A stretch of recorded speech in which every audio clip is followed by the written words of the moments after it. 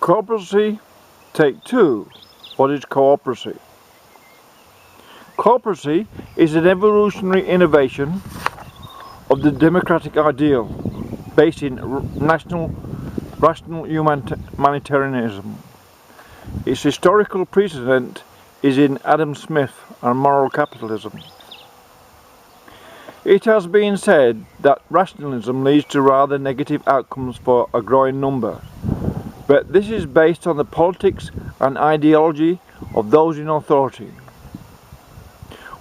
What we are rational about is dependent on our cultural history and from what we take from history and science into our philosophy. How religious or socialist ideological cultures rationalize is based on what are concepts that somehow soon become adapted to suit those closest to the authority because of birth, association and political affiliation, by which the third generation usually have taken the whole culture to a place that is unnatural in the context of evolution, because it replaces fitness to survive with compliant natures that gains materially to those who become most expert in subverting their natural character to the authority of bureaucracy or priests, who by recruiting those most favourable to strengthen the hold on power and gaining egress into private business, control politicians and through that generate wealth and power, which handed down consolidates the regimes, and as time goes by disempowers the people who become ever more dependent on government, or turn increasingly to immoral and criminal behaviour, which also includes those involved with the government.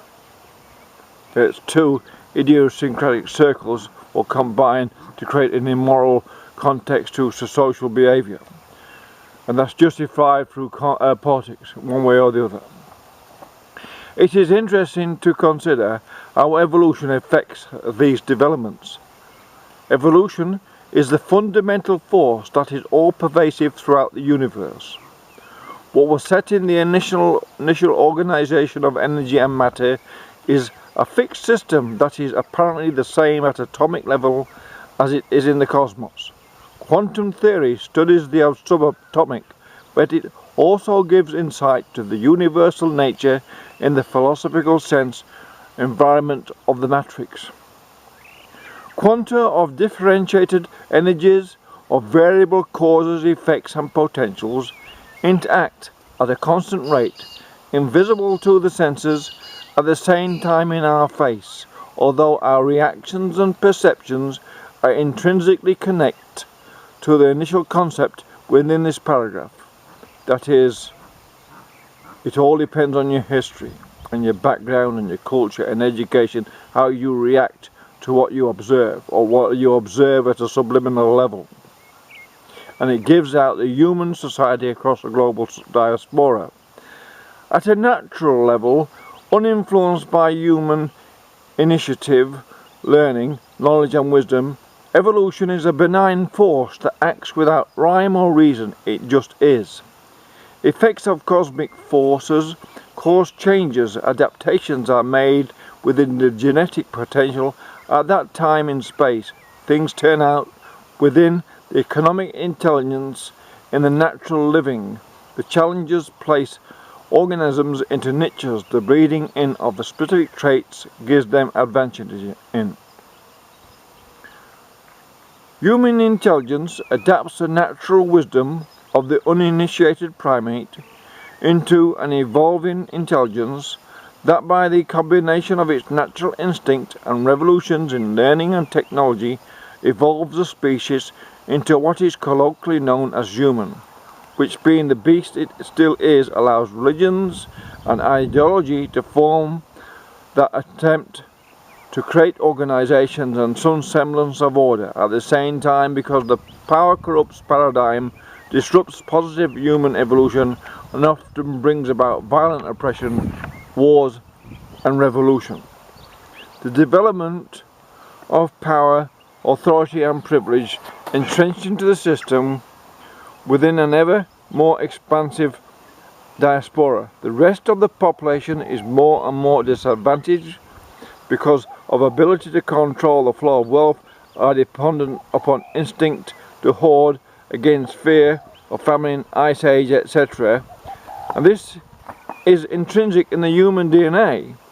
Humans, because of eons involved in ice ages, have intrinsically in their DNA the need to hoard and accumulate and account for what they've accumulated to get them through the winter. So the distinct difference in human society is those who, with this intrinsic difference in their DNA, like the Aborigines who do not need to hoard, and the people who lived in warm countries who did not need to hoard so much, and the people in cold countries who really need to learn how to hoard to get through winters, basically sums up in some ways how the human race is, and it combines between the two to make the global situation as it is.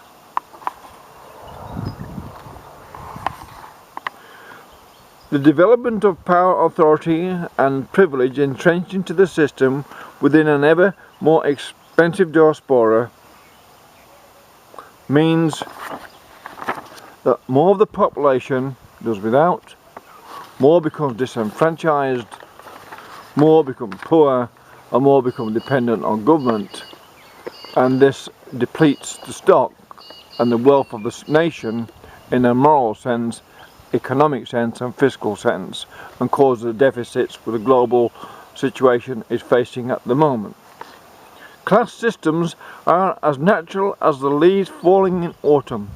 Regardless, revolutions are caused by the very same natural forces, and it is this fundamental pendulum that writes history. Only those who have never read history think it is written by the victor. To those disinterested in winners and losers, history is a scientific record of civilizations. It is a fascinating, never-ending study of why, how, and what we are about, which by now, through understanding evolution as a mathematical philosophy, we can define simply as negative and positive to human progress. There are two methods of dealing with the beast in human: educate it in the practical senses to become independent and responsible for its own being, and hence its offspring's chance of survival are strengthened, or take away human nature by nurturing independence, which then passed down through the generations defeats the genetic purpose and survival instinct. And in exactly what the left are involved with is defeating the genetic purpose or the instinct for survival through generically weakening down the population by making it compliant to PC. To reflect upon this idea and examine recent history or the last few decades, we can explain how what is called the left are an anti-evolutionist subversive movement that are materially oriented due to the time they are born, in the nature of their parents, most importantly, recently our education become less about objective study and learning and practical appraisal for positive progress to what is philosophical sense is the horizontally opposed, and is counter to evolution, and in that way is the very first time in history those in authority are being able to apply the knowledge involved in evolutionary theory to affect the outcome in those societies that it suits. Most of the aim of those involved in this extraordinary experiment in society on cultural engineering, so these cultures by nature of their own history are inculcated to question authority and have this idiom fixed into DNA, are negated by what are pretense of democracy, influx of refugees, which we do not understand, freedoms or freedom of speech, and economics. We can directly relate Brexit to this and easily illustrate by simple investigation that the rationale within the better educated among those on the outer side are based in evolutionary factors pertinent to what is their culture. It is an attack on this species of culture, the scientific and rationalist, which is what PC and the left and religion is all about. Why people left Brexit is because their culture is based in common sense, logic, and being able to freely question anything. It's a big divide in human society.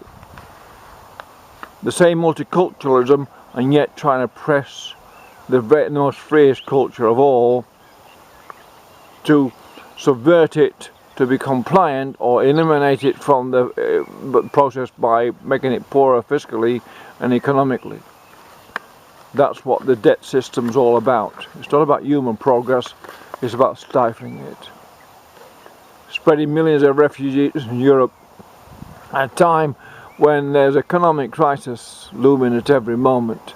Has to be the worst organised policy or sneaky revolution ever created by the powers that be, and they know what they're doing.